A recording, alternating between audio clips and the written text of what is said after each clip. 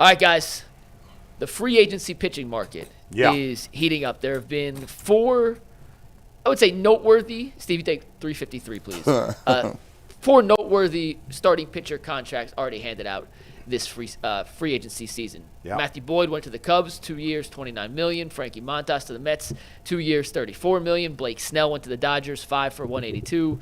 And Kikuchi, who Bull was Mike didn't want to say his first name. Yeah, that's Yusei Kikuchi went to the Angels, 3 years, $63 million. You look at these prices for the pitchers involved in these deals. Are the Guardians going to be completely priced out of the starting pitching market? Well, they're going to choose to be priced out because they're unwilling to spend. Not that they have to be priced out, but yes, they will not. They will. It's unlikely that they will. Bring up that graphic again because, okay, so Blake Snell's a number 1 starter, so he's getting, what, $30 million, more than that, like $35 million a year, right? Kikuchi's like a 3rd starter, so he's getting $21 million a year. He's also older than the other. Well, Boyd's kind of old too.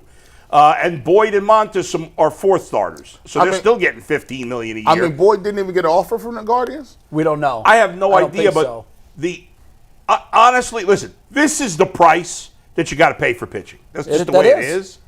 The money's not unreasonable. Like, is it a little much to pay Matthew Boyd $29 million for 2 years? Well, Frankie Montas got 34, and Boyd was better than him last year. Now, Boyd's got injury issues, but so does Montas. And Montas had like a 5 ERA last year where Boyd pitched well. I don't love either contract. I don't know that it's great value for the dollar, but it's only a 2-year deal. But the Guardians are not going to even spend that kind of money, and it's disappointing. But if they are going to spend money, if I'm the Guardians and I'm only going to spend, I would love for them to spend $20 million this year, which they probably won't. But if they were going to spend $20 million per year, signing Matthew Boyd would not be the way to go for them. No, I agree with that. I was disappointed when I saw that he was gone. Yeah. But once I saw the number, I said, well, they weren't going to give him that. No. They're not. And I agree with you. That's not the kind of move that they're going to make. No. When you look at just look at their pitching staff alone. Their pitching staff is guys that they have either drafted and developed or trade for early in their careers and developed.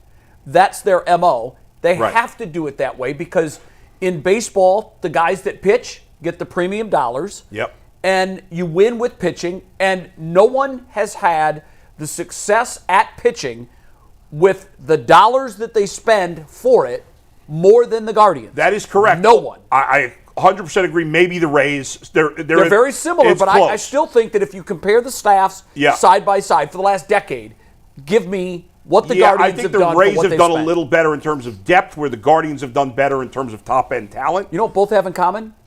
Guys are dropping like flies. They are, and they move on from them when they get expensive. Yes. Both teams do. Yeah. The one thing I will say in terms of the Guardians, that for the first time in a decade, I believe, they have more questions than answers in the rotation right now.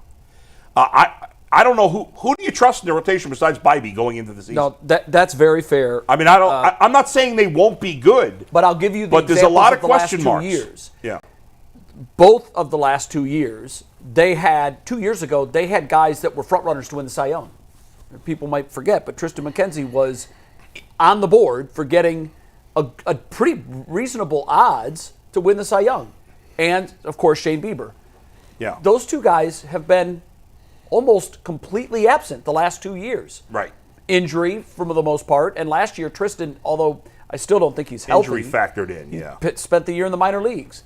Yeah. Yet somehow, some way, they get these guys that no one expects they're going to get anything out of, and they rise from the ashes, and they make it work. Now, the only thing about relying on that's very risky. Yeah. That's like asking a punter to come on and kick your extra points. Right. Can he do it? Yeah. Can he do it every single time? Probably not. Right. Are they going to get as good a season from Ben Lively next year? He's the big question mark. I really wonder. Now, the fact that they did not have him on their initial playoff roster kind of answers this question for me. Right. But I'm wondering if the Guardians are saying, we really like Lively moving forward, well, why didn't you like him in October? He didn't pitch because they wanted him to. Yeah. He pitched because he had to. And it's frustrating as a fan of the Guardians because we have since Encarnacion. Remember, in 2016 they went to the World Series. Edwin Encarnacion. Edwin Encarnacion. They signed him. There was one more. And he worked. He worked. And since that, they've really not spent significantly in free No, and when they did with Bell and It's Zanino, been ugly. it blew up in their face. But they are scared. I feel like they're and Zach said this to me today, and he's right. They were scared of their own shadow when it comes to free agency because they haven't gotten it right in free agency in recent years. You're right. Like, nobody's asking for the Guardians to have a $200, $250, $300 million payroll. Can we get to 130? Can we get to 140? I don't think that's unfair to ask. I've been listening to you for 14 years. Yeah. Every single offseason, Say the same thing. It's so frustrating. Now, You can play it's the been same worse. tapes. Same tape. Same No, tapes. but it's been worse since COVID. But pre-COVID, they spent some. Bull, it's my understanding that Yeah. Major League Baseball wanted all of their teams to have an emergency funding pool. Right, and they ended up not losing that much money on the TV deal. No, yes, but Yeah. their gate was gone like everybody else. Right, for that year, but that's not an excuse But- anymore. but no, I think what happened during attendance has COVID- been up. People Yeah. have been telling us, y'all don't come to the games. Yeah. Attendance has Attendance been is up, and if 2 they- years in a row. The Guardians have goodwill right now. They're going to blow it if they don't do anything this offseason. I agree with you, Bull. I do. Yeah. I'm not an apologist for the Dolans. I'm just a realist. I understand what the economics of the situation are for them. We talked earlier about Haslam. Could he spend? Can he afford the 170 that he's going to have to pay, or 160, whatever that number is, over the next 2 years for a guy that's not going to play on his team? Yes. Let's give that same scenario to the Dolans. They file for bankruptcy. I get you, but They're they done. can afford to They're have done. 130, But hold on, $140 watch million this though. payroll. But watch this though. I agree with that, too. Yes. If you gave them the money to Haslam have, how do we know they would spend it? I don't know. Well, that is never I been don't know. proven. No, And all we have is a track record of this. Yeah.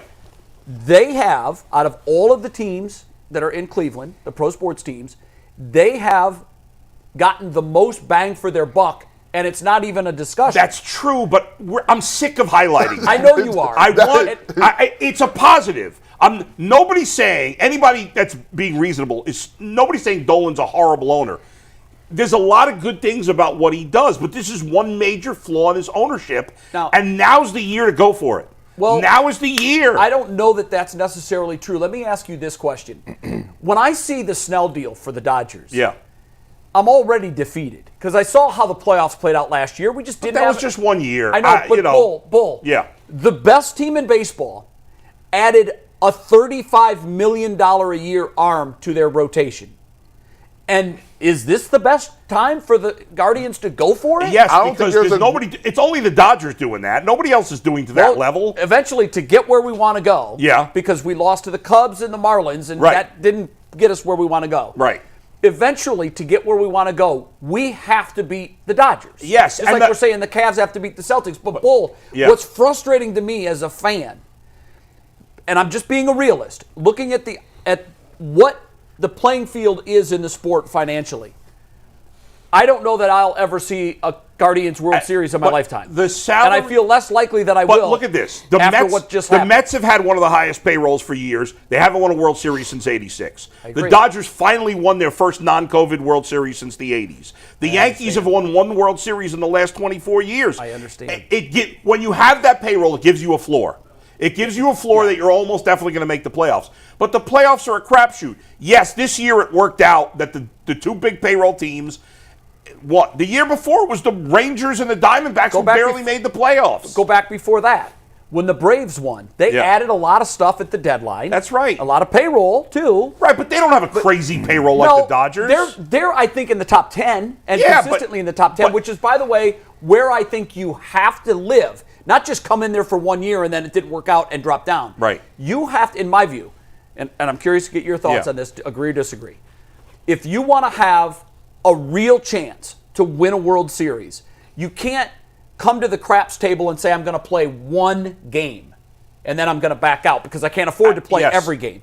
So Facts. I think what has to happen is, and this is my hope, when the Blitzer Group takes over and they own the team. I've been listening to Jay for 4 years, and you can rewind that same statement 4 years away from Mike, now. can we go past one and not two? We could just get AI and have him do a show. do that same. I feel like we need about 8-10 more minutes At on this this. point, let me Bull- get the super chats in, and then Yeah. we'll continue. Okay, this in let me overtime. wrap it up by saying this. Yeah. At this Well, point, we're gonna get back to it If after we're the going to Super do the Jets, yeah. Dolans, and that's what's going to be, I'm Yeah. never going to see a World Series in my lifetime.